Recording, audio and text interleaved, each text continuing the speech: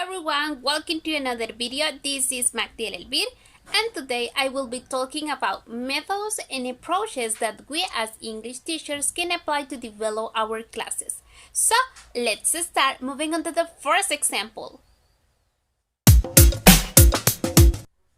Do you imagine using your body movement, facial expression, or music to connect the target language? Well, this is the total physical response method about the combination of language and physical movement to improve language acquisition, doing physical actions related to what we are learning in the new language. So it is interesting because it involves visual, kinesthetic, and audio learners. As an example, I apply this method to an activity where my objective is that students will be able to apply simple present tense to talk about morning routines. So I will introduce morning routines by doing the action and using flashcards. First, I will do the action. As an example, I brush my teeth or I get up. And students have to do the action with me. Then I will show the flashcard that represents the action and they have to repeat. For example, I brush my teeth.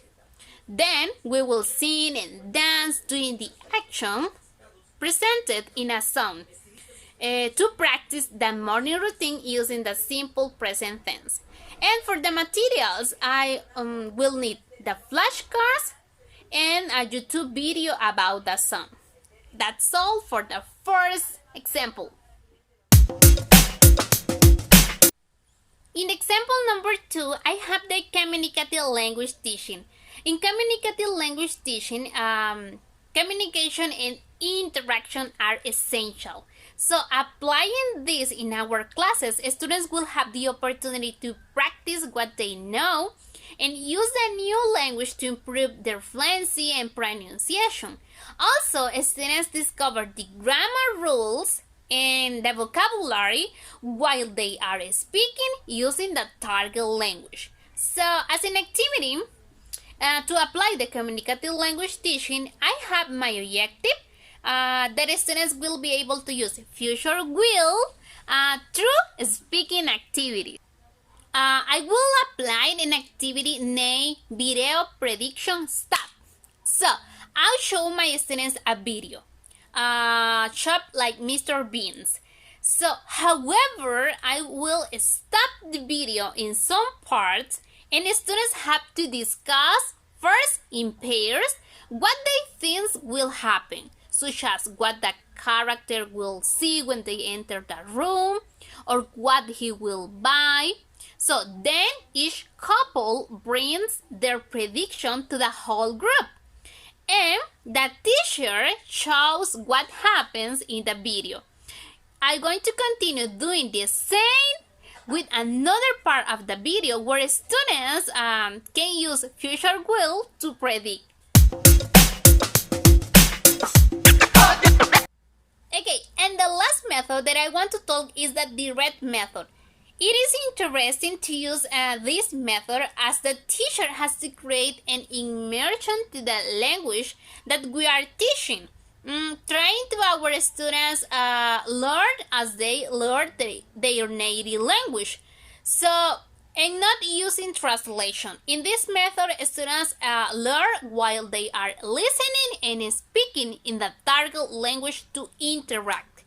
Also, the use of mimic helps our students understand better. As teacher, we can use this method to create speakers of the new language who use the language spontaneously.